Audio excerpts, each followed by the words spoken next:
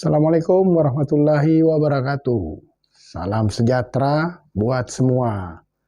Kembali bersama saya Daeng Iwan dalam kisah gelap. Dalam kisah gelap kali ini, kita akan mengangkat sebuah kisah pembunuhan dengan cara mutilasi yang terjadi sekira tahun 1981 lalu. Tepatnya di Jalan Jenderal Sudirman Setiabudi, Jakarta Selatan. Pagi itu, dua orang pemulung menemukan dua kardus yang berisi potongan tubuh manusia. Peristiwa itu sontak mengundang perhatian publik, yang kemudian menjadi headline di media-media massa dengan nama mutilasi 13 atau pesona 13. Penamaan ini sesuai dengan jumlah potongan tubuh manusia yang ada dalam dua kardus tersebut. Peristiwa pembunuhan mutilasi ini masih misterius karena belum bisa diungkap oleh aparat kepolisian, meskipun saat itu wajah korban jelas, telapak tangan atau sidik jari jelas, telapak kaki jelas. Siapa korban? Apa motif pembunuhannya, dan siapa pelakunya, hingga kini semua masih misteri. Begini kisahnya.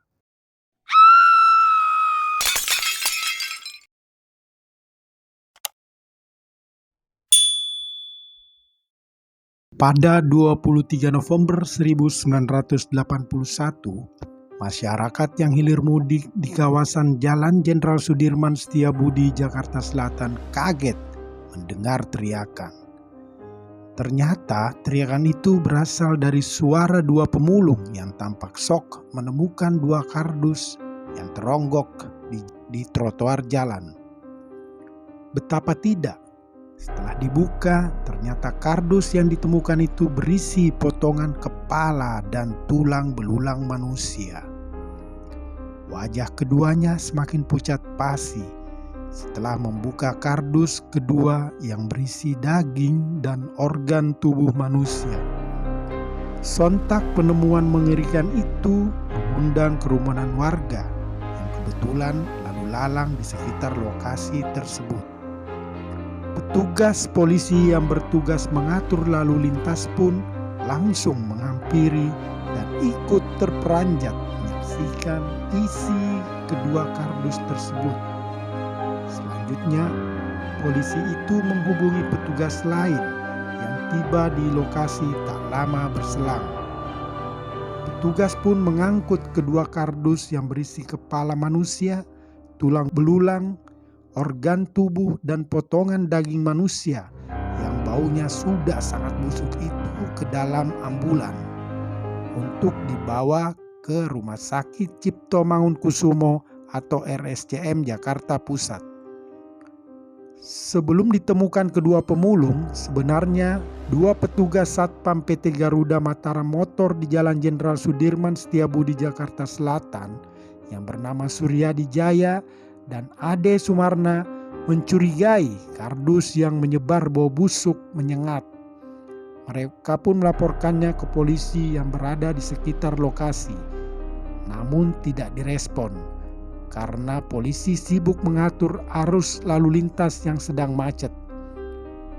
Keesokan harinya, penemuan dua kardus berisi potongan kepala, tulang, organ, dan daging manusia itu pun menjadi headline semua media cetak.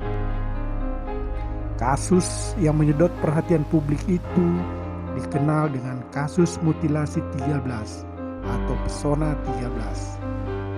Penamaan itu berdasarkan jumlah potongan tubuh manusia sebanyak 13 yang ditemukan dalam kedua kardus.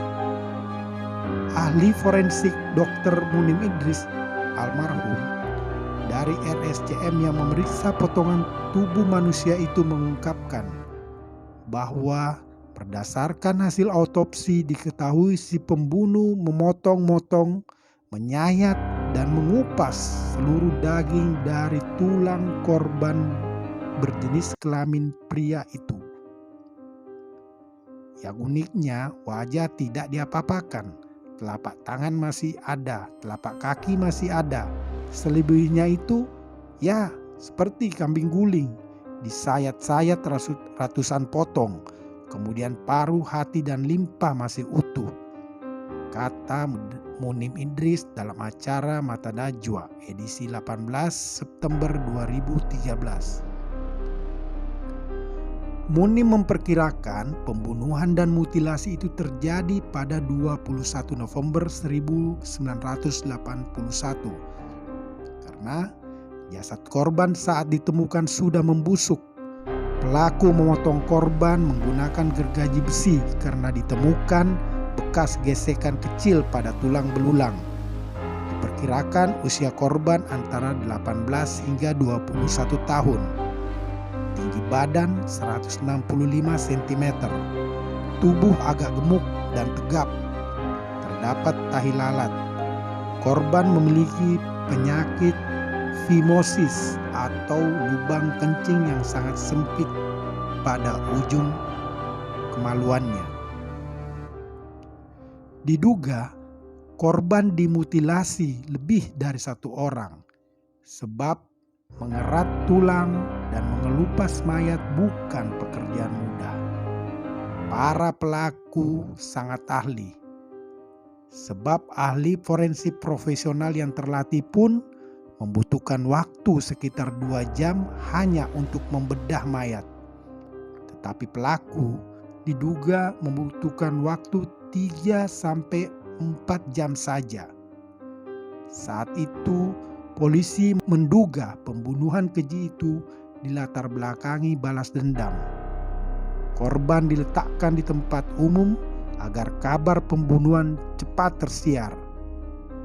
Tapi anehnya, sidik jari ada, muka ada, tapi tidak terungkap sampai sekarang, ujar Munim. Saat itu, kantong plastik yang digunakan untuk membungkus potongan tubuh korban adalah bekas bungkus buku.